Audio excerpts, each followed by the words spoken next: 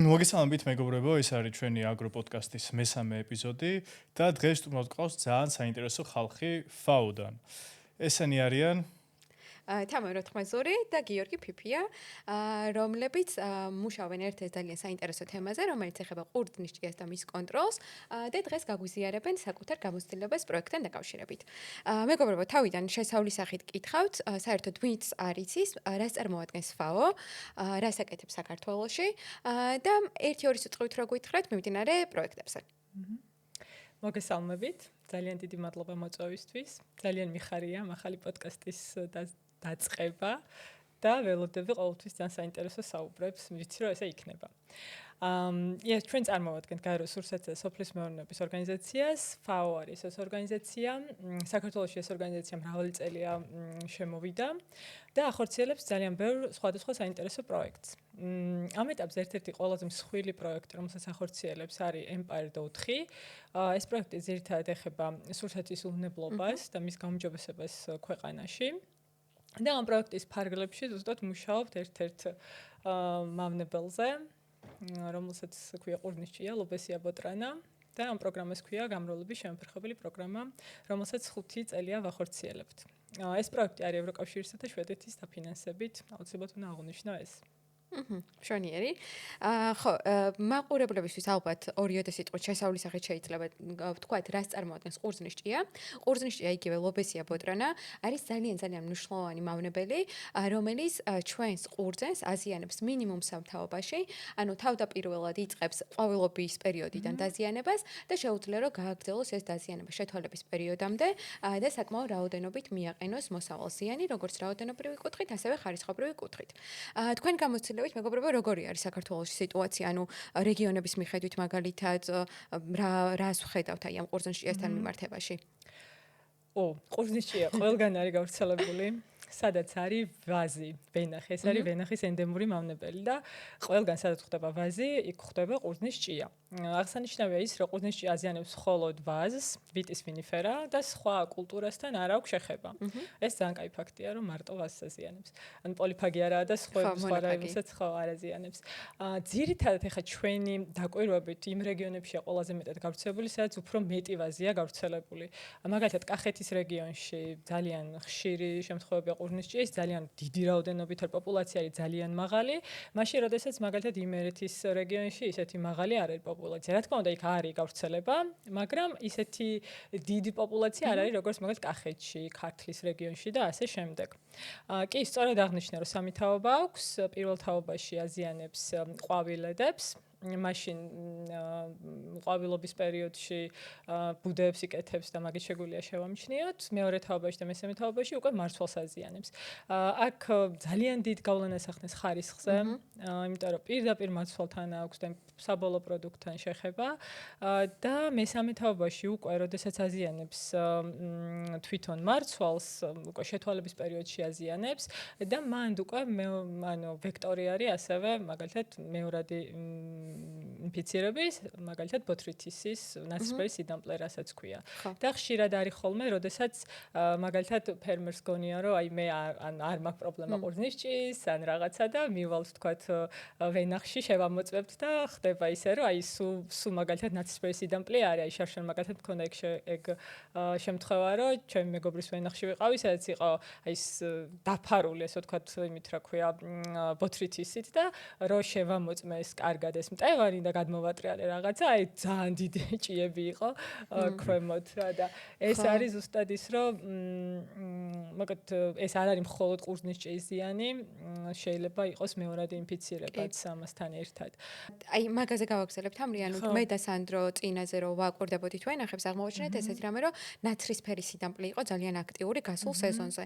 და როდესაც მტევანს ესე პირდაპირ შეხედავდი, უბრალოდ ნაცრისფერი ნაფიფი გქონდა, მაგრამ თუ ამოატრიალებდი, აი გიორგიც ალბათ დაგვეთახმება, იმიტომ რომ მონიტორინგს გიორგი აკეთებს. ანუ ამ შემთხვევაში აი სულ ხედავდით ყურძნისჭიის გახვრეტილ მარცვალს, სადაც მე უკვე სიდამპლე იყო. ოღონდ ეგ თითქოს ზედაპირულად არ ჩანდა რა, აი უნდა გადაგეწია ფოთლები, მტევანი მოგეტრიალებინა, რომ ეგ დაგენახა რა, ეგ არის ვფიქრობ ძალიან პრობლემური, ანუ რომ ესე პირდაპირ არ ჩანს თუ ამოცნობა არ იცი. კი, მონიტორინგზე ხო არ გვეტყვი, როგორ შევნიშნოთ, ხო. ზუსტად მე მინდა ესეთი რაღაცა თქვა, რომ პირველ რიგში ლობესია ბოტრონას დაზიანება შეგვიძლია ისიც აღვნიშნოთ, რომ ბოტრიტის ის შესამჩნევი რაოდენობა გვაქვს, აქედან გამომდინარე, რომ ვექტორი მარტივად რო ავხსნოთ მაყურებელს, უფრო იქნება ესეთი რაღაც, რომ ხრიტავს ამ მარცვალს, ანუ გვირაბისავით იკეთებს და შემდეგ უკვე თამარმა როგორც აღნიშნა, ვექტორი არის სოკოვანი დაავადებების ძირითადად ამ ჩვენი ნაცრისფერი სიდამპლის. ანუ ეს ნაცრისფერი სიდამპლე რატო არის ესეთი ცუდი თვითონ უკვე საბოლოო პროდუქტში, ანუ ღვინოში ეგეც აღვნიშნოთ, არის ის, რომ ხდება გლუკოზის ჟანგვა, არა როგორც აქვია გარდაქმნა არ ხდება, ანუ ალკოჰოლად, ალკოჰოლის დანაკარგი გვაქვს და საბოლოო ჯამში პრობლემა არის არომატულ თვისებებს კარგავს, ფერს იცვლის და ასე შემდეგ. მე მონიტორინგი გავაკეთე. გიორგი მეღვინია და ეს შეგვიტყვა რომ გადავიდა აქ ფერმენტებზე და უყეზაზე. ახლაც ვიტყვი იმას, რომ მონიტორინგი თამარმა აღნიშნა, რომ სამ თაობაში ხდება, პირველ თაობაში შედარებით უფრო მარტივი არის, იმიტომ რომ გვაქვს ერთი სახის დაზიანება, ანუ სხვანაირად არ შეიმჩნევა, კვერცხებს ჩვენ ვერ შევამჩნევთ, ვამჩნევთ მხოლოდ დაზიანებას. ეს არის იკეთებს ესეთ ობობისავით ქსელს, ეგ არ უნდა აგვერიოს, რომ ხშირად უნდა ვეცადოთ, რომ ეს ყვავილედი უნდა გავხსნათ და შიგნით ხედავთ ჩვენ ამ ჭიას. მეორე დაზიანება, რაც არის უშუალოდ მუხუდის ზომას, როდესაც აღწევს მტევანი, მაშინ ხდება გახრედა. ანუ აქ ვაკეთებთ ორ მონიტორინგს. პირველი მონიტორინგი ხდება კვერცხზე და შემდეგ ხდება უკვე უშუალოდ ჩვენ რაც შევამოწმეთ, რომ კვერცხი შეგვხვდა მაგალითად ამ ლოკაციაზე ბევრი, მან ხდება შემოწმება ძირითადი. ამის შემდეგ მესამე თაობაზე მეორდება ეს და მაქამდე პერიოდიც უნდა ახსნათ, ეს არის უკვე ხაფანგით, უბრალოდ საჭერით მონიტორინგი. საჭერით მონიტორინგი არის იმისთვის, რომ ჩვენ გავაკონტროლოთ თაობათა გადაფრენის პიკები. ანუ ეს რას ნიშნავს? ჩვენ შეიძლება ესე ცალსახად ავიღოთ, უფრო მარტივად რო ავიღოთ, რამდენიმე კვირა, რომ პირველ კვირას დაიწყო, თქვა, ყვავილობა, ყვავილობამდე უფრო სწორად პერიოდი, ვეგეტაცია ახალი დაწყებულია და გვაქვს, თქვა, 3 პეპელა დაჭერილი ამ საჭერში. შემდეგ კვირა ამას ვასუფთავებთ აუცილებლად და ჩვენ ამ მონაცემებს ვიწერთ. მეორე კვირას ზუსტად იგივე დღეს მაგალითად ავირჩიეთ ორშაბათი და ორშაბათობით დავდივართ. მივედით ორშაბათს, დაგვხვდა 10 ცალი პეპელა, მერე შემდეგ კვირას მივედით, დაგვხვდა 30, 40, 50 და როდესაც უკვე კლებას დაიწყებს, ეს არის იმის მაჩვენებელი, რომ პიკი უკვე იყო, შეჯვარების მაქსიმალური რაოდენობა იყო, კვერცხი ხდება უკვე დაწყებულია და აი ამ კლებიდან დაახლოებით 5-6 დღის დიაპაზონში უკვე უნდა მოვახდინოთ ჩვენ წამლობა. კიო, ეხლა მარტივად რომ შევაჯამო, მე რაც ვიცი და რაც გავიგე, ესე რომ შევაჯამო. თავდაპირველად ყვავილობამდე ვიწყებთ კონტროლს და პირველ ეტაპზე კონტროლში გვეხმარება პატარა მახეები მონიტორინგის, რომელსაც ვამაგრებთ ალბათ ვენახის სხვადასხვა ტერიტორიებზე და ვიწერ ყოველ ორშაბათს მაგალითად, რამდენმა ყურძნის ჭიამ გადაიფრინა.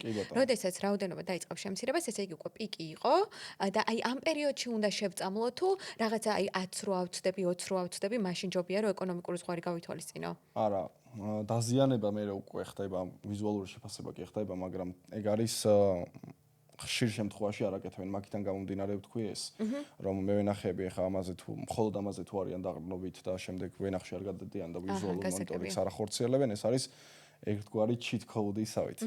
მაგრამ ვიზუალური მონიტორინგი აუცილებელია, უნდა მივიდეთ, როდესაც დამთავრებული არის ეს გადაფრენების პიკი, კვერცხები უნდა შევამოწმოთ და როდესაც ზუსტად როგორც აღნიშნეთ 10, როდესაც გადააცილებს, ეს არის ეკონომიკური ზღვარი და ეგ იმას ნიშნავს, რომ ამ ლოკაციაში უნდა შევწამლოთ. თუმცა თუ ჩვენ შემდეგ რასაც ვისაუბრებთ, ეს არის ფერომონული პროექტი, რაც გვაქვს ჩვენ მაგაზე რო ვისაუბრებთ, ეგეთ ვენახში ხდება კონკრეტული ლოკაციების შეწამლა. თუ დაფიქსირდა ნებისმიერ ადგილას 10-ზე მეტი კვერცხი, ანუ იგივე პოტენციური დაზიანება, მაგ შემთხვევაში უნდა შევწამლოთ მთელი ვენახი. გასაგებია. იცი რა მინდო თქვათ ახლა ამ მახეებს ნაკვეთში როგორ ვანაწილებთ? კი ბატონო, მოკლედ რო ვთქვათ, ან ხდება ტერიტორიას გააჩნია რა ფართობის არის ვენახი. პატარა ვენახში საკმარისია რეალურად ერთი ცალი ხაფანგის კი თუ ფერომონულ დისპენსერებს არ ვიყენებთ. პატარა ვენახი აი რამ ხდება? პატარა ვენახი დაახლოებით 3 ჰექტრამდე. ესეთი დიაპაზონი რა ავიღოთ, შემდეგ შეგვიძლია ვთქვათ, რომ დიდ ვენახებში უკვე არის პოტენციური შემოჭრის არეალი გვაქვს მეზობლებიდანაც, ჩვენ შეიძლება კარგად ვახორციელებთ წამლობას, მაგრამ ჩვენი მეზობელი ვენახიდან შემოვიდეს ჩვენთან ყურძნის ჭია და დააზიანოს ჩვენი ვენახი. აქედან გამომდინარე, კიდეებში სადაც გვესაზღვრება ჩვენ ვენახი, მანდაც ვკიდებთ ერთს და შესაძლებელია, რომ ჩვენ ვაკონტროლოთ მეზობელთან არსებული ყურძნის ჭიები. ანუ მანდაც დავკიდოთ ერთი, შეუთანხმდეთ ჩვენს მეზობელ მევენახეს და იქაც დავთვალოთ და განვახორციელოთ მონიტორინგი. ანუ ჩვენი კიდე აკონტროლებს იმის მეზობლის გადმოფრენას კი და ჩვენსაც ხო? ეგრე გამოდის. ეგრე გამოდის და რაც მხოლოდ ჩვენსაც აკონტროლებს ის ცენტრში არის? ჩვენსაც ეგ შეგვიძლია ანუ იდეალი არის რომ ცენტრში დავკიდოთ, იმიტომ რომ როდესაც ჩვენ კარგ წამლობას ვახორციელებთ, თქვათ ესე და ესე, მაინც ყურძნის ჭია გვყავს, ანუ 70%-ზე რომ მუშაობს, დანარჩენი 30% მთელ ვენახშია მოდებული. ეგ არ არის, ანუ ესე ცალ-ცალკე ჩვენ ეს უკეთესად შევწამლეთ, ის ნაკლებად კარგად შევწამლეთ. აქედან გამომდინარე გვეხმარება, რომ ჩვენ ერთი გვაქვს 3 ჰექტარზე, ვთქვათ, ერთი ხაფანგი გვიყენია, საჭერი გვიყენია შუაში, მეორე საჭერი გვიყენია კიდეზე, ანუ კიდეებში, რომლებიც გვაქვს. ვენახების შეიძლება 4 კიდიდან გვესაზღვრებოდეს და ერთი გვიყედია მეზობელთან, რომ ვაკონტროლოთ ჩვენ თუ კარგად შევწამლეთ, იქ მაინც გავრცელების რაციონი გვაქვს თუ არა. თან ალბათ მეზობელთან კონტროლი კიდევ მნიშვნელოვანია იმ კუთხით, რომ თუ მე ვარ ბიო მწარმოებელი და გვერდზე მყავს სისტემური, იმისი მძიმე წამლებით შეწამლული ყურძნის ჭიები, ცუდად იგრძნობენ თავს და სანამ დაიხოცებიან, ალბათ აქეთკენ გადმოფრინდებიან, ხო, ისე მარტივად რო ახსნა. სავარაუდოდ რაღაცა მარტივად რო ახსნათ, სადაც საკვები, აი იქ რო შეწამლონ, სადაც საკვები არის, იქით გადადიან. ხო. თუმცა ბიოლოგი ხო თამარ ეგეც დავამატოთ ერთი რაღაც, რომ ანუ ეს ჭიები თვითონ ანუ როდესაც მაგალითად ამას ვკიდებთ თვითონ ჩვენს ვენახში 3 ჰექტარი, ხო?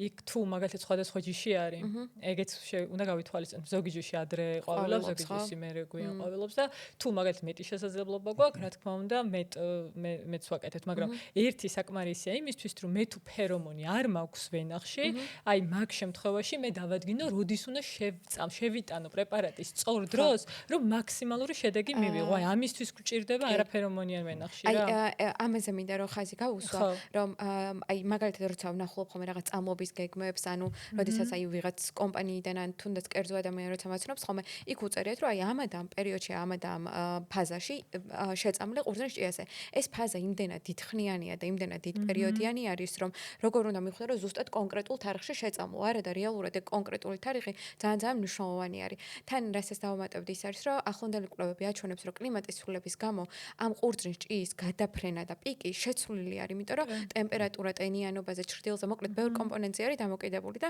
შესაბამისად ეს მახე გვეხმარება იმაში, რომ ხო, ვაკონტროლოთ. მახეზე ვიტყოდით, რომ ეს მახე არის ესეთი პატარა სამკუთხედი სახლივით არის, სადაც დევს ფერომონი. ეს ფერომონი შეიცავს მდედრი ჭიის სუნს, ესე რომ ვთქვა, და მამრები ფიქრობენ, რომ აი აქ მდედრი არის, მიდიან და ნუ ფერომონი ხვდებათ და ესე ვითვლით. წებოვანი ლენტი არის. შეიძლება მოვიტანო საჭირო რომ გვაქვს საჭირო კი. საჭირო გვაქვს. ხო.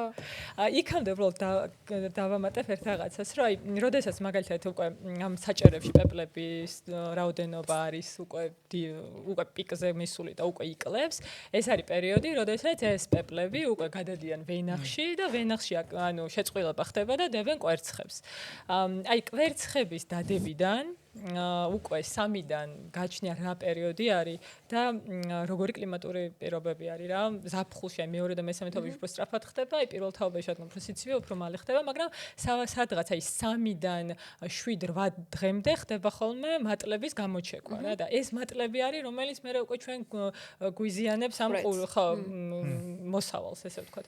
და აი წამლობის პერიოდი არის ზუსტად მაშინ ყველაზე კარგი, ანუ რაც უფრო პატარაა მატლი და რაც იქამდე სანამ შევა, ესე ვთქვათ, მარცვალში და მარცვლის კვებას დაიწყებს შიგნიდან, აი მაგამდე თუ შევიტანთ პრეპარატს, აი ეგ არის ყველაზე ეფექტური. ანუ მასიურად, როდესაც კლება იწყება გადაფრენების საჭერებში, აი მასიურად, მაშინ ხდება ყველაზე მასიური კვერცხების დება და ასევე მატლების გამოჩეკვა და აი ზუსტად მაგ პერიოდში ხდება ხოლმე წამლობა. იმ შემთხვევაში მატლებს უნდა მოვუსწროთ. ხო, აი მაგ ვადებს უნდა მოვუსწროთ. აი ის როცა არის ხოლმე, რომ აი მაგალითად აი ყვავილობის დროს შევწამლი და უკვე ამ პერიოდში და ანუ არ მაქვს ზუსტად რა თარიღი როდის უნდა შევწამლო. მათ შეიძლება 2 და 3 დღეს კონდეს მნიშვნელობა, იმიტომ რომ იმ 2 და 3 დღეში ეს მატლი სწრაფად იკვებება, იზრდება, შედის იმაში, რა ქვია და ისეთი ეფექტურიც აღარ არის პრეპარატი რა, რაც შეგვაქვს.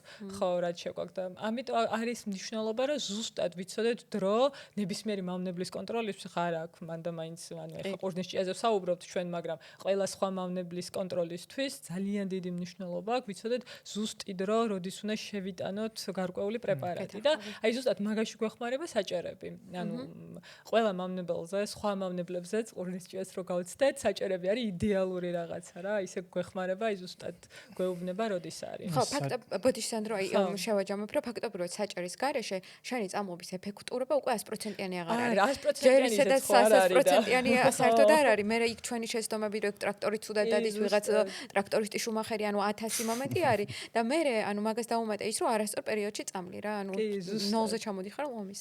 ხო, ეს საჭები ძალიან დიდი კომფორტი არის და თან მნიშვნელოვანია რომ აი თამარ როგორც ახსენე ბიოლოგია ძალიან მნიშვნელოვანია რომ იცოდე ამ შენი მავნებლის, იმიტომ რომ ყველა მავნებელს აქვს თავისი ტემპერატურა და ტენიანობა, რომელზეც უკვე იწყებს მოქმედებას, გაღვიძებას, გამრავლებას და ასე შემდეგ. კი, მომიხმარა. მაგის გაცოდნაც ჩემი აზრით ძალიან დიდ შეღავას გააძლევს უშუალოდ წამლობის დაგეგმაში. ეს ასაჭერი? ხო, ეს არის საჭერი. ჩვენ ვიყენებთ ტრესეს საჭერებს, იმიტომ ფრანგულია, ხო? ეს ფრანგული არის. თუ ამერიკული, ხო? ოკეი. ამას იმიტომ ვიყენებთ, რომ ანუ ძალიან დიდხანს ძლევს თვითონ ეს საჭერი რა. ნუ ალბათ რაც უნდა ვთქვა. სახლი ძლევს ხო, დიდხანს. ეს არის ეს სახლი, სადაც იქნება ფერომონი მოთავსებული აი ამ წებოვან ლენტზე.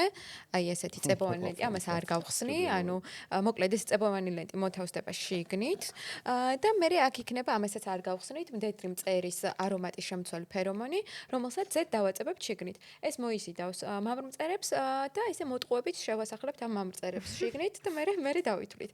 რაც შეეხება აი ამის დამაგრებას, შეგვიძლია რომ მავთულზე ჩამოვკიდოთ და როგორც მეგობრებისგან მახსოვს, ეს კარგი არის, როდესაც ყლორტების ტერიტორიაზე არის, იმიტომ რომ ზუსტად ყლორტებთან ტრიალებს ხოლმე ეს ყურძნის ჭია. კი ბატონო, სადაც მარცვალს გამოიღებს ზუსტად მაგ ლოკაციაზე უნდა დავკიდოთ. კი.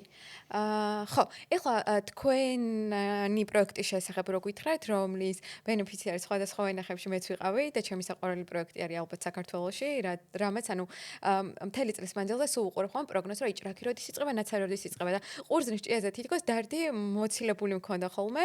აქვე დავითს ვახსენებ, კიკილაშვილს, დათო მეხმარებოდა ხოლმე ამ ვენახების მონიტორინგში და მისი დიდი დამსახურებით მშვიდად ვიყავი, იმიტომ რომ ზუსტად ვიცოდი რა ხდებოდა, სად ხდებოდა, რამდენი ჭია იყო. ხო, და აი თუ გაგვიზიარებთ ფერომონის შესახებ ინფორმაციას, როგორ ვაკონტროლოთ ეკომეგობრულად ვენახში ყურძნის ჭია, ძალიან კაი იქნება.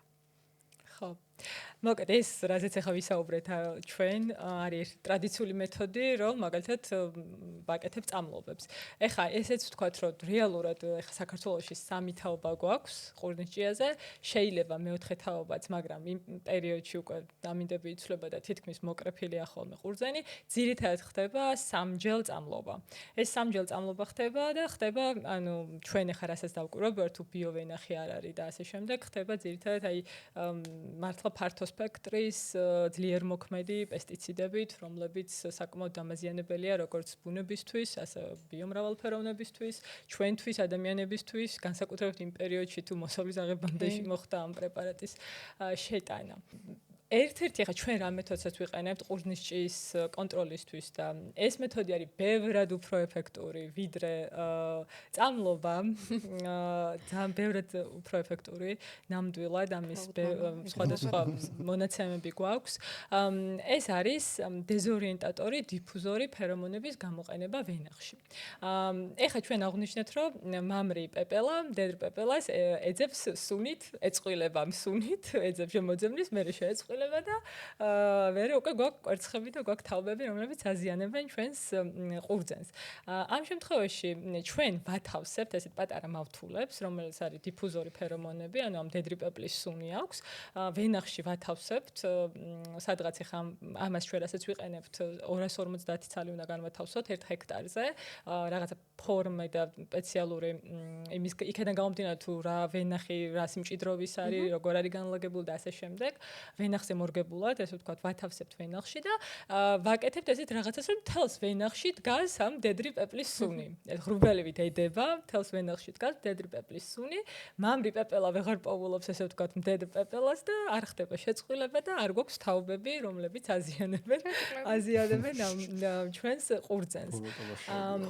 ეს მეთოდი, ანუ ეხლა გამოგონებული მეთოდი არ არის 2000 წლებიდან იყენებენ ამ სოფლიოს სხვადასხვა ქვეყანაში. ძირითადად ამ ქეცლფრთიანებზე, ამ პეპლებზე, რომლებსაც აქვს მატლი. ამის ციკლიც ისე ძალიან საინტერესოა ლობესია ბოტრანას, რომ ჯერ არის პეპელა, მერე დადებს კვერცხს, არის გამოიჩეკება მატლი გადავა ჭუპრად და მერე ისო პეპელა გვაქვს და ამ ქეცლფრთიანების წინააღმდეგ არის ეს მეთოდი ერთ-ერთი ძალიან ეფექტური, ესე ვთქვათ. მოკლედ, ხო, ვენახში ვათავსებთ. ერთ-ერთი ხარჯი რაც გვაქვს, ფერომონის ხარჯი გვაქვს და განთავსების ხარჯი გვაქვს თვითონ ვენახში, რომ განვათავსოთ ეს ფერომონი. შემდეგ უკვე აღარ მოითხოვს წამლობას. რატო არ გვჭირდება წამლობა? იმიტომ რომ იქ არ გვყავს ყურძნის ჭია. ძირითადად ეხა ჩვენ დავითი გიორგი ატარებს ხოლმე ყოველკვირეულ მონიტორინგს და მონიტორინგზე დაყრდნობით ვხედავს, რომ როგორც მაგალითად საჭერებით მონიტორინგის ვიზუალური მონიტორინგით, რომ თითქმის მინიმუმამდე არის დასული ყურძნის ჭიის რაოდენობა ვენახში. ანუ მედიან ვენახიდან ესე შეიძლება ვთქვათ, ხო? ანუ გადადიან სხვაგან რაღაც მიფრინავენ. არ ხდება შეწყვილება და იქ ვერ ეწყვილებიან სხვაგან ეწყვილებიან და მე იქ რეალურად იქ დებენ კვერცხებს, რასაც ეწყვილებიან. როგორც მახსოვს, ადრე თქვენ გქონდათ ფაუს ერთ-ერთ რანიგზე მაგალითი, რომ ფაქტობრივად თუ რეგიონში ბევრი ადამიანი გაერთიანდება, შეიძლება რომ რეგიონი დაიცალოს აი ამ ყურძნის ჭიის პრობლემისგან, ესე რომ ვთქვა. კი. ხო, ნუ ეს ბიომრავალფეროვნებაზე არ მოქმედებს. სხვაგან მიდიან სანდრო რა გჭირს? ეგ არ არის ცოცხალი არსება? არ არის ბუნების დასწრება. ანუ ამ პერიოდში მივხვდი, რომ თავში ვინც მეტრიალებს არის ჭრაკი და ლობესია ბოტრანა და ვამისა ორიო შემიყვარეს, ანუ რაღაცას განვიცდი ხოლმე, ანუ მაგრამ ხო მიდიან, ხო არ ხოცავ. ანუ რეალურად ეხლა აღარ ამბავლებ, რა ვიცი ხოცავ ბარაშო. ის უფრო დიდი ის არის ალბათ. გენოციდს აწყობს. ხო, ის უფრო დიდი გენოციდი არის ვიდრე ანუ წამლით რამსაშინე. იქ მარტო ყურძნის ჭიას კი არ წამლით, ყურძნის ჭიას სხვა ინსექტიციდით შევდივართ თითქმის ყველა ბიომრავალფეროვნებას კლავთ და ხო, მაგრამ ნახე რეზისტენტობა ჩდება მე და გადარჩენის შანსი აქვს და ეგრე ვეღარ მრავლდებიან. თუ სწორად გამოიყენებს და შეცვლის ამ ჯგუფებს, მაშინ გადარჩენის შანსიც არ აქვს. ხო, ნუ ამ შემთხვევაში ესე ფიზიკურად არ ვერევით, ასე არ წამლით არ ვკლავთ, თუმცა ისეთ მეთოდს ვიყენებთ ჭკვიანურად, რომელიც რეალურად ამ თაობებს არ გვაძლევს და მე უკვე სინთეზით უხდებს. კი. და ძალიან ეფექტურია, ბევრად უფრო ეფექტურია ვიდრე მაგალითად წამლობები, იმიტომ რომ ჩვენ როცა გიორგი მაგნიშნა ვაკეთებთ მონიტორინგს, ვაკეთებთ როგორც ფერომონიან ვენახს, სადაც ანუ ამ დიფუზორ ფერომონებს ვანთავსებთ, ასევე ვაკეთებთ ისეთ ვენახებში, გვერდზე მეზობელ ვენახებში, სადაც არ არის რა ეს ფერომონი განთავსებული. და ანუ ის ვენახებში, ანუ ისეთი კომპანიის ვენახები არის, რომლებიც უვლიან ზედმიწევნით თავის ვენახს, ყველანაირ ოპერაციას აკეთებენ ძალიან კარგად, თუმცა, ანუ მიუხედავად იმისა, რომ ხდება წამლობები და ასე შემდეგ, მაინც არის ხოლმე დაზიანებები. დაჭერები საჭერებში და ასევე დაზიანებები და ეს არ არის 5% დაზიანება. ხშირად არის ხოლმე 10-15 ეკონომიკურ ზღვარს ცდება ეს დაზიანებები. და მაშინ როდესაც მაგალითად გვაქვს ფერომონიანი ისეთი ვენახებსაც ეს დიფუზორი ფერომონები გვაქვს განთავსებული, ისეთ ვენახში საერთოდ ჩვენ არ გქონია ესეთი პრეცედენტი, რომ დაგვჭირვებოდა წამლობა. თუ ხო, ანუ ეხლა ჩვენ რო ერთად მუშაობდით, თუ არ ყოფილა რა ესეთი, ხო, არასდროს არ ყოფილა ესეთი შემთხვევა, რომ წამლობა დაგვჭირვებოდა. თუმცა რა თქმა უნდა, ეხლა ეს არ არის ისე რა ქვია, შეიძლება მოხდეს, ანუ ხო ბუნებასთან გვაქვს საქმე და შეიძლება მოხდეს, რომ რაღაცა პერიფერიებზე, ისეთ ადგილებში, სადაც ახლოს არის არაფერომონიანი ვენახი, ისეთ ადგილებში დაგვჭირდეს ერთი ზოლის შეწამლვა, მაგრამ სად ეხა ერთი ზოლის წამლობა და სად მთლიანი ვენახის წამლობა.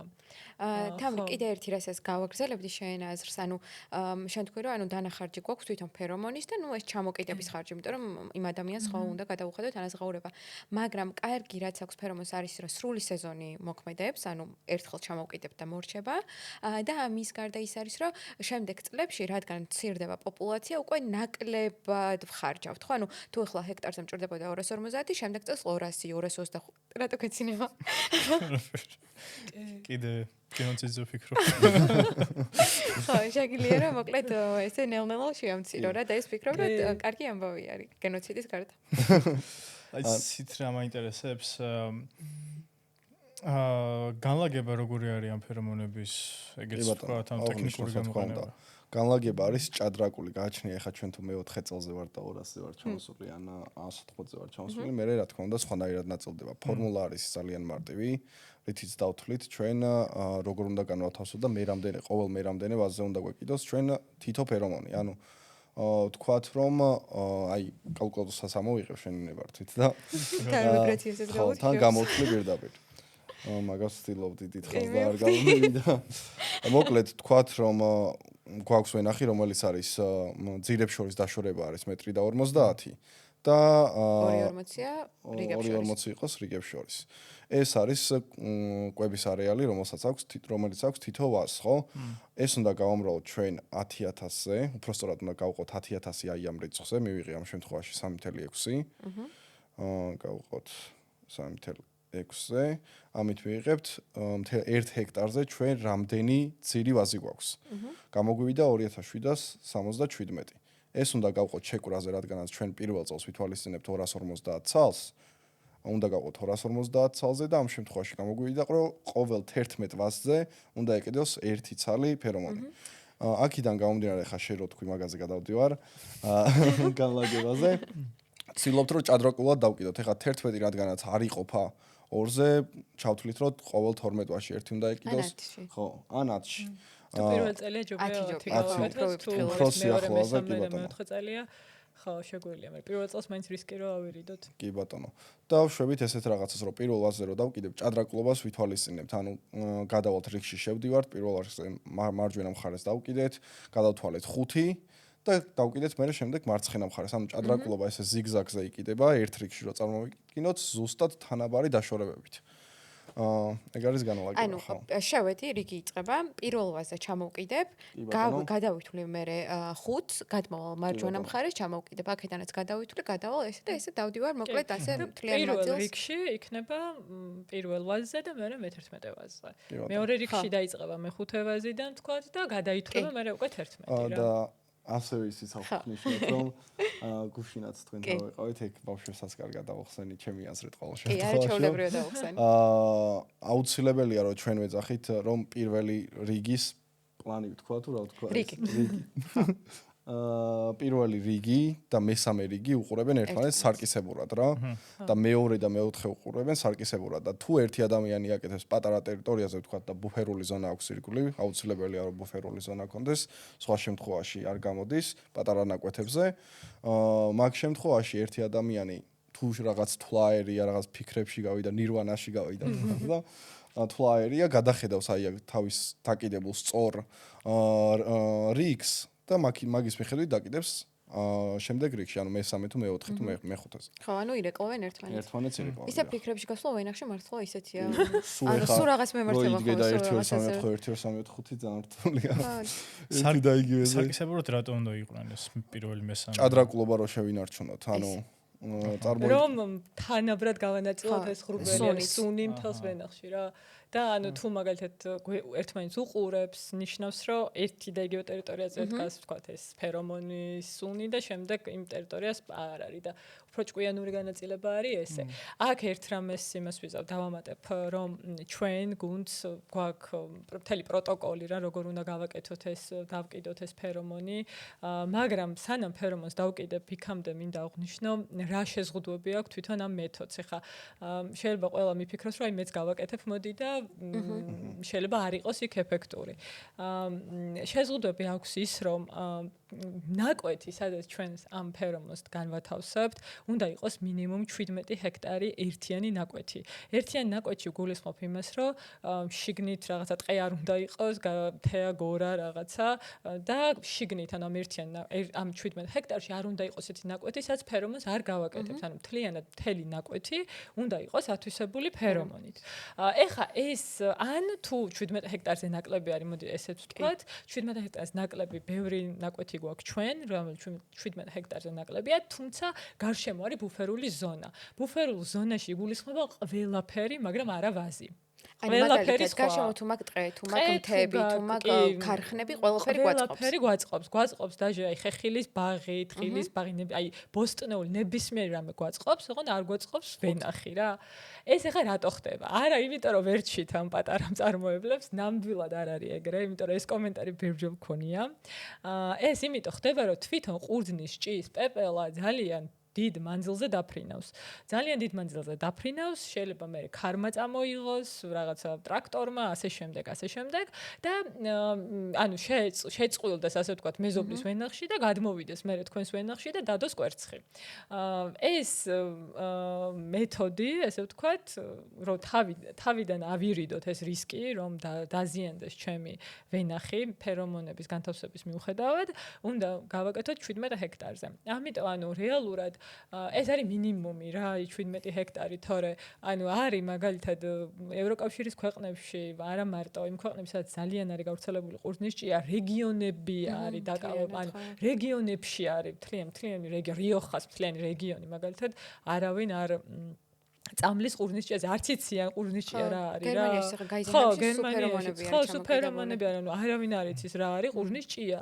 და ეს როგორ ხდება? ან პირველ წელს თუ მე მაგალითად გავაკეთე 250 ცალი ფერომონი, შემდეგ წლებში ანუ როგორც აღნიშნეთ, აკლე ხო ნელ-ნელა იკლებს და ანუ იმ რეგიონებსაც არ არის ხა ფერომონი, ანუ რაღაცა არის რაღაც ნახევარი ვსკიდებენ რა, ანუ ხარჯებს ეს ძალიან ამცირებს. და ხო ამასთან რა კარგი, რომ თანამშრომლობა უნდა იყოს რა. ანუ კომპანიებს შორის და მე ვენახეებს შორის უნდა მეზობლებს შორის უნდა იყოს თანამშრომლობა და ეს თანამშრომლობა მიგვიყვარს იქამდე, რომ რაღაცა მდგრად მეთოდებს დავნერგავთ საბოლოოდ, იმიტომ რომ ეხა ჩვენ პრაქტიკაში რა, ეხა გიორგი არჩევდა აპლიკაციებს და ბევრი შემოგვივიდა მაგალითად კომპანია, ვინც მაგალითად ძალიან პატარა ჰექტარს ფარავს რა, ძირითადად ეს ნატურალური ბიომწარმოებლები ვინც არიან, პატარა ვენახები, ვინცაც აღმოსავლეთი თუნდაც რა, ვინც მაგალითად არ ფლობს ხო ეხა ამ ხელა ჰექტარებს და ფლობს რაღაცა 5-10 ჰექტარს ან 3 ჰექტარს, 1 ჰექტარს და აქვს ყურძნის ჭიის პრობლემა და უნდა რომ დანერგოს ეს მეთოდი, მაგრამ სამწუხაროდ უნდა უთხრათ უარი, იმიტომ რომ მეზობლები ყავს გარშემო, რომლებსაც არ აქვს ფერომონი და ხშირ შემთხვევაში ძალიან რთულია ხოლმე გამონაკლისებს არ ვახსენებ, ანუ გამონაკლისები ყავს რა თქმა უნდა, მაგრამ ეს კომპანიები დიდი კომპანიებიც თუ არის გარშემო, რომლებიც მაგალითად არ აქვს სურვილორ გააკეთონ ერთია, მაგრამ ანუ არ აქვს ცოდნა, კი გადავცემთ ამ ცოდნას, მაგრამ მაინც არის ბევრი ფაქტორი, რომელთანაც არ აკეთებენ და თუ ესეთი კომპანიები ყავთ გვერდზე, მე ესენი ეს პატარები იჩაგრებიან, ესე ვთქვათ. მაგრამ აქ უნდა აღვნიშნო, რომ ჩვენ პრაქტიკაში არის საოცარი, საუკეთესო დიდი კომპანიები, რომლებმაც დაიწყეს 2020 ჩვენ ეს პროგრამა დავიწყეთ 2022 წელს, მაშინ 207 ჰექტარი დავფარეთ და ეხა წელს ავედით 955 ჰექტარზე, ანუ 23 კომპანია ყავს ჩართული და ყავს ამ 23 კომპანიაში ესეთ კომპანიები, რომლებიც თავიდან დაიწყეს რაღაცა 17 ჰექტრით მართლა და დღეს ფარავენ 402 ჰექტარს მაგალითად და ანუ მაღაზი არიან რა, აი მდგრად წარმოებაზე გადასული, რაც ძალიან მისასალმებელია. განსაკუთრებით დიდი ზომის კომპანიებისგან, რომელსაც ანუ ფაქტობრივად ბიომრავალფეროვნების ცვლილებაში და კლიმატის ცვლილებაში ძალიან დიდი წვლილი შეაქვთ რა და იმედი მაქვს, რომ ბევრი ასე დიდი კომპანია ჩაერთვება თქვენს პროექტში. ან დამოუკიდებლადაც ესეც შეუძლიათ. და მანდაც ანუ ეს განლაგება არის ძალიან მნიშვნელოვანი, კიდევ ვიტყვი. ან იმიტომ რომ სანამ ჩვენ მაგალითად ჩავერთვებოდით, ჩვენ ეს პროგრამა დავიწყეთ, დავახსენო ხულიო პრიეტო აუცილებლად ჩვენი ესპანური კონსულტანტთან ერთად, ხულიო პრიეტო, რომელმაც 2007 წელს დაგვეხმარა, რომ ეს მეთოდი დაგვენერგა საქართველოში, 2022 წელს ბოდიში, 2022 წელს რომ ეს მეთოდი დაგვენერგა საქართველოში და მაშინ ანუ რეალურად ქონდა ესეთი შემთხვევა, რომ იყო კომპანია საქართველოში, რომელიც იქამდე ნერგავდა ამ მეთოდს, მაგრამ არ იმუშავა ამ მეთოდმა, იმიტომ რომ არასწორი განლაგება გააკეთეს და მე როდესაც ანუ რეალურად სწორად დანერგავ, მან თავარი არის, რომ სწორად განვათავსო ფერომონი. თუ სწორად განვათავსო ფერომონს, მართლა აღარ დარდო რა, რომ ჭის პრობლემა შეიძლება გქონდეს. მცირე ფერმერებისგანაც ადრე მსმენია, რომ აი ვცადე და არ გამოვიდა, არ მუშაობს და ეთყობა მაგით, იმიტომ რომ არ ისოდნე 17 ჰექტარი რო არის საჭირო. კი. ხო და აი ეგრე ამოფერული ზონა და აი ეგრე ძალიან სამწუხაროდ ძალიან ბევრი მეთოდი და პროდუქტი ფუჭდება ბაზარზე, იმიტომ რომ ვიღაცამ მოვა გეტყვის, მიდი გამოიყენე, მიდი. მაგრამ იმუშავებს და სწორად ვერ იყენებენ, მე ფუჭდება. მაგიტაც ადრე გჭირდება იმ კონკრეტულ პროდუქტზე. და ჩვენ შეგვიძლია გავაზიაროთ ვინმეს თუ აქვს სურვილი და მოიწერება პოდკასტში. კი, მე კომენტარებში დაგვიწერეთ და გავიზიაროთ. ანუ აქვს სურვილი რომ კონდეთ ეს ინფორმაცია, ჩვენ ღია ვართ რომ გავაზიაროთ ჩვენმა გუნდმა ჩვენი მთლიანი ცოდნა რაც გვაქვს ამ ფერომონების დაყენება, განთავსება ყველაფერზე რა. ამიტომ ძალიან გვინდა რომ რაც შეიძლება მეტი კომპანია ჩაერთოს. ხა წელს უკვე გვიანია, მაგრამ მე უკვე მომავალ წელს რომ ამაზე ცნობიერება იყოს. როდიდან უნდა დაიწყო ფერმერმა ჩამოკიდება ფერომონების? რა პერიოდიდან? დაახლოებით 10 სანტიმეტრს რომ მიაღწევს ვეგეტაცია. ანუ ნაზარდი სანამ იქნება 10 სანტიმეტრამდე, მანამდე უნდა დაიკიდოს ეს ფერომონები. ცოტა ადრეც ხო არა უშავს, უფრო მზად იქნები. ანუ რეალურად ამას ვამბობ, აქამდე არ უნდა დავიწყოთ სანამ უშუალოდ ვეგეტაცია სანამ დაიწყება, ჩვენ თუ ზამთარში დავკიდეთ, მაგას აზრი არ აქვს. დაიკიდოს ფერომონები. ხო. არ დავიკიდოთ ფერომონები. დაიკიდოს ფერომონები. ეგრეთ დავიწყო მომისმინე. ფერომონების დაკიდვაზე საუბარი. ხო, მოკლედ ზამთარში არ უნდა დავკიდოთ ხალხო, სანამ ვეგეტაცია საერთოდ დაძრულიც კი არ არის, იმიტომ რომ ამას თავისი ექსპლუატაციის ვადა აქვს. ერთი წელი, ერთი სეზონი რო თქვით. აქედან გამომდინარე, თუ მაშინ დავკიდებ და ვითომ თავი დავიძღვიეთ, როგორც ბევრი აკეთებს წამლობასაც, თავის დასწრების მიზნით. ხო, მეცაც რო აკეთებენ, ადრე არ უნდა დავკიდოთ, იმიტომ რომ შესაძლოა საჭირო ვეგეტაცია დაწყებულია, კაი 3 სანტიმეტრს მიაღწია, უკვე შეგვიძლია დავკიდოთ. რო გავყოს სეზონის ბოლომდე რა, ჩვენთვის მნიშვნელოვანია რომ მესამე თაობაში კონდეს ეს ფერომონი ისევ და თუ ძალიან ადრე დავკიდებთ მესამე თაობაში უკვე აღარ გვექნება ეს სუნი და შეიძლება შეწყვილება იყოს, ხო? იცით რა მაინტერესებს კიდე? აბა. ეს დაკიდება ფერომონების დიფუზორობის და უშუალოდ პროდუქცია არის დამოკიდებული თუ დაახლოებით ყველა პროდუქტი ერთნაირად ფუნქციონირებს, იმიტომ რომ განსხვავება ხო არის ფერომონის გამოყოფის სიჩქარეში და ფერომონის გამოყოფის ამ ღრუბლის სიდიდეში. კი ბატონო. ხო და ეს თქვენი პროტოკოლი რაღაც ერთი პროდუქცია არის მორგებული თუ უნივერსალური არის ყველა პროდუქტისთვის? თუ მწარმოებელს უნდა მოусმინოთ? ჩვენთან საქართველოში რა პროდუქტიც შემოდის ყოველ შემთხვევაში მაგიდან გამომდინარე ესე ფუნქციონირებს. ხო არის ზოგიერთი არის მაგალითად იგივე კომპანიას აქვს უფრო დიდი ფერომონები, რომელიც უფრო ხანგრძლივია, შეიძლება 2 სეზონზე იყოს გაწელილი, მაგრამ ჩვენთან კონკრეტულად რაც შემოდის ეგ 1 სეზონიანი, აქედან გამომდინარე სხვაზე მისაწვდომობა რო არ გვაქვს, ამას თავისი პროტოკოლი გააჩნია და მაგაზეა მორგებული. ანუ წარმოებლის პროტოკოლს კი, აუცილებელია ეს, აუცილებლად ყოველთვის მივყვებით წარმოებლის პროტოკოლს. ანუ აუცილებლად და ანუ ამას არასოდეს არ უნდა გადავუხვიოთ რა. თუნდაც პესტიციდის შესხურების დროს კიდევ ერთხელ ვიტყვი ამას რა. ან პესტიციდის შესხურების დროსაც აუცილებლად მივყვებით ეტიკეტს.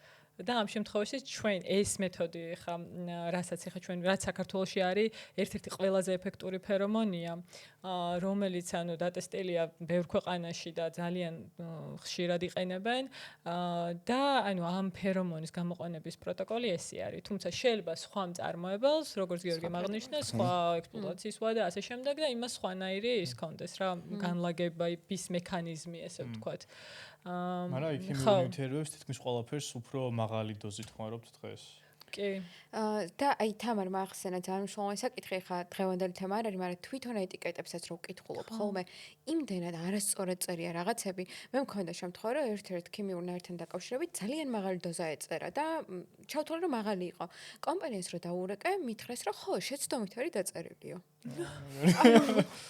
ხო და ამის გარდა კარიერა შევამოწმე, მაგრამ წარმოგიდგენ ხარ, რამდენი პრობლემა შეიძლება იყოს. ხან მე წერია ხოლმე რაღაცა 1000 ლიტრ წყალში რაღაცა უცნაური მითითებები წერია. თითქოს ცოტა სხვა ფორმით ჯობს, რომ იყოს მიწოდებული. ეგ ხშირად წარმოებლის პრობლემა არის, ძალიან უცნაურად გაზვდიან ძალიან ხშირად, ვიცი, მითარგმნია ეგ საბუთს. ხო, შეხო გაგშეხება. კი და მეორე ის არის, რომ ხანდახან წარმოებლის მოწოდებული ინფორმაციაც არ მუშაობს, მით უმეტეს თუ ეს ჯენერიკი პროდუქტი არის.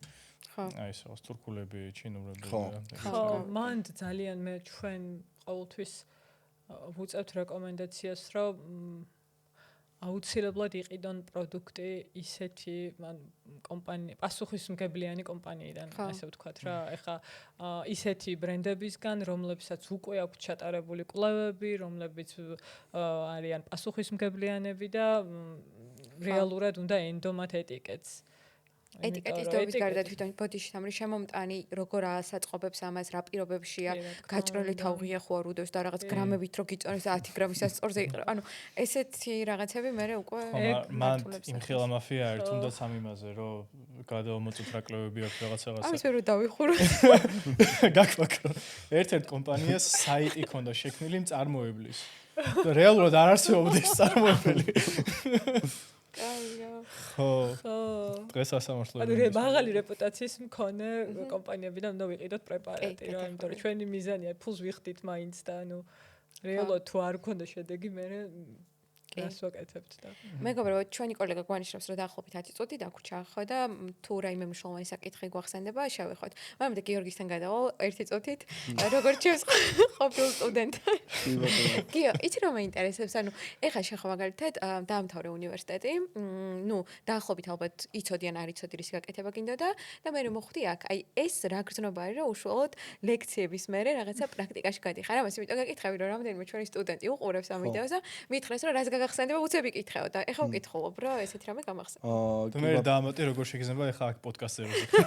ხო, მაგას და როგორ ლექტორი ვიყავი ეგ თქვი. ხო, ძალიან კარგი ლექტორი იყო რა თქმა უნდა ეს ხალხო თეკლეზე საერთოდ. ხო, რომ მართლა კი არ უნდა გეტყვი. მე მაგას ისედაც იცი რომ ყველასთან ლაპარაკობ, მაგრამ ყველა ხუნობაში სიმართლის წელია. ლექტორია. მე მაგას ყველა მეც ვიმართლე. გიორგი ძალიან კარგი კომპლიმენტები ხალხს. ხო, მოკლედ იმას აღნიშნავ რა მე ვინახეობის განხრას უშუალოდ მაგაზე მინდა ლაპარაკი რომ თავიდან ჩემი იდეა რაც მქონდა სამეგრელოდან ვარ წარმოშობილი და ყველა მაგას მეკითხება რომ რატომ ეს მე ვინახეობა რა შუაშია შენთან ასე შეიძლება რატო არ მოყავს ხო თხილი რატო არა რა სიმინდი რატო არა ის რატო არა მეთქი უბრალოდ პატარა რო ვიყავი მქონდა საგარეჯოში ნაკვეთი და 6 წლის რო ვიყავი, მაშინ პირველად მივედი რთველზე. და მაგის მერე ძალიან მოვიხიბლე ამით. და რომ მოვიხიბლე 6 წლის ბავშვი რა უნდა გაანალიზოს ან რაღაც მაშინ, რავი, ძალიან დიდი არ ვარ, მაგრამ ინტერნეტთან მაინც პრობლემები და რაღაცები იყო. და მაინც რაღაცნაირად დავიწყე ამის მოძიება, რომ რაღაც წიგნები ბებიაჩემს გამოვართვი რაღაც ენციკლოპედიებიდან იქიდან გამოვიძიე და სამეგრელოზე წავიკითხე, რომ სამეგრელოშიც იყო ეს მე ვინახეობა და ასე შემდეგ. და ინტერესი გამიჩნდა იმის მიმართ, რომ სამეგრელოში აღმედგინა მე ვინახეობა. ეხლა და მე აქ ჩავაბარე, რაღაცა ესა მოხდა, მე ბევრი სამსახური რაღაც გამოვიცვალე და საბოლოოდ მოვედი ფაოში. სადაც ძალიან ბევრი რაღაცა ვისწავლე მართლა და მე ვინახეობის განვითარებას მეც მინდა რომ ძალიან წვრილი შევიტანო მე ვინახეობის განვითარებას. რა ადგილიდან ხარ? ზუგდიდიდან ვარ, წარმოშობით ვარ წალენჯიხიდან. სოფელი ჯგალი არის. მაგრამ ზუგდიდში დავიბადე გავიზარდე და. აი უკვე წარმომიდგენია ეს დადიანების სასახლესთან რო არის ბიუსტები, უკვე წარმომიდგენია შენი ბიუსტი რო აწერია მან აღადგინა მე ვენახეობა სამეგრელოში. არა ბიუსტი არ ვიდა ეგ საქმე გაკეთდეს და საერთოდ ნურავინურაფერს ნუდავიდგავს. ხო. საყვარელი ისტორია. და იმასაც ვიტყვი ამ პოდკასტზე რა. იმიტომ რომ მე პირველი სერიიდან ესე რო ვთქვათ თვალსაჩინო და ძალიან საამაყოა ეს შემთვის და ისიც მიხარია რომ ეს მოფიქრებული რაღაც მინდოდა მეც ძალიან რომ რაღაც პოდკასტი საძმაკაცოს პოდკასტი, იმის პოდკასტი, ამის პოდკასტი, მევენახეობის პოდკასტი და რომ დაიწყეთ აი გულს მიხარებს ძალიან რომ ბევრ ახალგაზრდას ასევე მიცემთ იმის мотиваციას რომ რაღაც მსგავსი თუნდაც თავისი განხრით იქნება, ეს იქნება ინჟინერული განხრა, იქნება ეს განხრა, იქნება არქიტექტურული განხრა, იქნება დაიწყოს და თქვენ ამაში რომ პირველები ხართ და პირველები მართ ძალიან სესიამოვნოა. მე რამდენი თან. ხო, რეალურად მიზეზი ეგ არის ამ არხის შექმნის, რომ პირველ რიგში ვინც არის დაკავებული ამ საქმით, რომ უფრო გასნობიერდეს ამ საქმეში. მეორე ის, რომ უფრო მეტად შეიტყოს ამ ამბავზე და უფრო რომ გავრცელდეს ინტერესი. მესამე ის, რომ ხალხი გავაფრთხილოთ, რას უნდა აკეთებენ და რას არ უნდა აკეთებენ, იმიტომ რომ სიტუაცია ძალიან რთული არის, ყველა ძალიან ბევრი კუთხით. და მეოთხე არის ის, რომ ასე თუ ისე გვინდა ჩვენ შევკრათ ეს მცოდნე ხალხი, იმიტომ რომ რაღაცნაირად ეს ბევრი მიმართულების აგრონომები არიან ძალიან დაქსაქსულები. და თითქოს რაღაც აი თავიანთ ძალას კარგავენ. ეს მარტო რო არიან რა და გვინდა რომ რაღაცნაირად თან გავაერთიანოთ ეს ყველანი. კი ბატონო. ეხლა ეგრე ვართ გაყოფილები, თქვენ ორი აგრონომია, ჩვენ მევენახეობა ვიღვინებობა, ხო? და ყველა აგრონელები, ხო? ხო. ხო, რა. მე შევარდლი. მაგისტრატი ხო? მე უნგრეთი. შევჩამთვის ხო. ხო.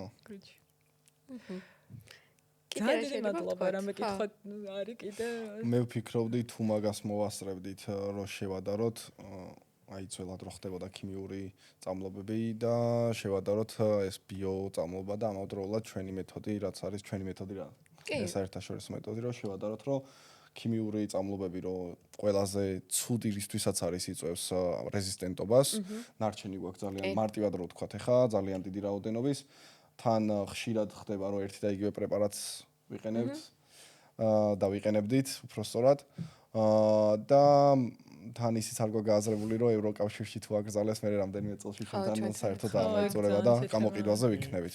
კი, ახლა უფრო და უფრო მეტი რეგულაციები შემოდის, აი ბუგრებზე აკრძალავენ კიდე ძალიან ბევრ პროდუქტს და ჯერჯერობით ძალიან მარტივი არის მათი მიმართვა ნეონიკოტინოიდებით და ხა აიგზალებენ რაღაცები კიდე უფრო გართულდება, მაგრამ კარგი ის არის რომ ინოვაციები ჩდება, ახლა კიდე არის ერთ-ერთი კომპანია, რომელიც აპირებს ბიოაგენტების შემოყვანას. ხო, ეგ კაი ამბავია. კი, ძალიან კაი ამბავია ეგ და ხო. ანუ უბრალოდ მანდის გამისმიქნა რომ აი თუ რაღაც მომენტში არ დარეგულირდა მართლა ეს პესტიციდების გამოყენება, აი ეს პესტიციდები რაც დღეს საქართველოში ჩვენ გვაქვს, ან ხო, რაღაცები არის, რაც უკვე აიკრძალება, მე ხა დღეს რაცაც იყენებენ მაგალითად ფართო თუნდაც ყურძნისჭის კონტროლისთვის, არაბიო რაც არის, ისინი ეს ფართო სპექტრის პრეპარატები აიკრძალება, მე რეალურად ადამიანებს მოუწევთ რომ გადავიდნენ თქო ფერომონზე ან ბიოპრეპარატებზე და იგივე მაგათ სხვა კომეებშიც ან სხვა კულტურებშიც ან ეს ბიოაგენტები ძალიან კარგია რა თქმა უნდა მაგრამ თუ ისევ იქნება ეს ფართო სპექტრის პრეპარატებით წამლობა ან ბიოაგენტი ფაქტობრივად ვერაფერს ვერ იზამს თორე ისიც დაიღუპება რა იმით და მაგიტო არის ძალიან კაი რომ ბოდიში მაგიტო არის ძალიან კაი რომ მიზნობრივი წამლობა მოხდეს ეს მეთოდი ზუსტად ეგ არის რა რომ ჩვენ მიზნობრივად მხოლოდ ერთ მავნებელს ანუ კონტროლს ნერგავთ მხოლოდ ერთი მავნებლის და მაშინ როდესაც ხდება წამლობა იქ ხდება არამიზნობრივი კონტროლი ანუ ერთი არის რომ თქვათ ლობესია ბოტანი ყურძნისჭიას ვაკონტროლებ მაგრამ ამის გარდა იქ არის სასარგებლო მწერები ბიომრავალფეროვნება ჩაირეცხება ნიადაგში გადავა ჩვენ საკვებშიც ანუ ხშირად არის ხოლმე ნარჩენების რისკი რომელიც მე ჩვენი პრობლემა არის თვითონ მომხმარებლის და ასე შემდეგ და ხო გიორგიმ სწორად თქვა რომ ეს მეთოდი არის ეკოლოგიური თვითონ ფერომონიც არის ბიოდეგრადირებადი ესე ვთქვათ და ადრე თუ გვიან ანუ ეს ნამდვილად ესე არის თუ აი ეხა რაღაც პერიოდის მერე ნამდვილად მოხდება ის რომ ეს პრეპარატები აღარ იქნება ხელმისაწვდომი საქართველოში რა თქმა უნდა დრო დაჭირდება ამას მაგრამ ეს აღარ იქნება ხელმისაწვდომი ანუ მე ვენახეები და სექტორი უნდა იყოს მზად იმისთვის რომ გადავიდნენ უფრო მდგრად მეთოდებზე და ზუსტად ეს არის ფერომონი ხო და ის ადამიანები ერთი ნაბიჯით საფეხურით თითქოს წინ იქნებიან ვინც დღეს ან წინაწელს ან მაგისტრატურას ხო ბიოგენტები იცით როგორ რაღაცა არის თუ მაგას იწყებ, მაშინ პირდაპირ IPM-ზე გადადიხარ, იმიტომ რომ ეგ უკვე ციკლი არის. თქვათ რაღაც თუ ვიყენებთ კიპებს იმისთვის, რომ შეჭამოთ ტრიფსები, მაშინ რაღაცა უნდა გამოიყენო, რაც მავნებელ კიპებსაც მოკლავს. ანუ უკვე ამ სისტემაში შედიხარ რა, იმიტომ რომ ერთს მე ურჭირდა, მეორეს მესამე, მესამეს მეოთხე. იმ ჩვენ მე რო გამოვიყენო აკარიციდი, მაშინ მომიკვდება ჩემი სასარგებლო კიპები, რომლის ტრიფსებს ჭამენ. ხო ეს ძალიან რთული ციკლი არის და ანუ ხა მეც მაგაში ვიღებ მონაწილეობას, რომ ამის დახვეწა ყველაფერი? დახვეწა გენოციდი, გენოციდი. არის ბიოაგენტები. ხო, მოკლედ დრო სამცხაურთ ამოგვეწურა, ამაზე მე სხვა ეპიზოდში კიდევ ვილაპარაკებთ. კაი თემა არის. ეხლა წარმოვიდგინე რომ ამ საღამოს აი ესე 4 ადამიანი ზის და ყურძნის ჭიას ისაუბრებენ და რომ გავაგრძელოთ. კიდე რამე არის სათქმელი. კი, არ არის საკმარისი დრო, 1 საათი, მაგრამ სწორედ მაგიტო უნდა გამოიწოროთ ჩვენი არხი, რომ გაიგოთ უფრო მეტი. ძალიან დიდი მადლობა. მადლობა თქვენ მეგობრებო. ძალიან დიდი მადლობა, რომ ამას აკეთებთ. ძალიან მნიშვნელოვანია სექტორისთვის და ეხლა ძალიან ბევრი ადამიანი გაიგებს ამ მეთოდის შესახებ და ძალიან მიხარია ეს. და ჩვენს ფაოს გვაქვს ბევრი ვიდეო, ესე ვთქვათ, ასე შემდეგ ამაზე გადაღებული პუბლიკაცია და ხო, ვინმეს თუ დაინტერესებს. კი, თქვენთან მოვამისამართებთ დახმარებას. თქვენ ლინკს ჩავსვამთ. მადლობა. მოგწერონ და მაქიდან ესე გავაკეთოთ. კი, და კომენტარი, კომენტარები რომ მოდის მიხარია ხოლმე. თხოვთ მეგობრებო კომენტარები დაუწეროთ. და ხო, წარმატებები ვუსურვოთ მოკლედ. კი, ნამდვილად ძალიან დიდი წარმატებები. მადლობა მოწვევისთვის და მადლობა თქვენს სტუმრობისთვის. მადლობა. ახონდის. ახონდის.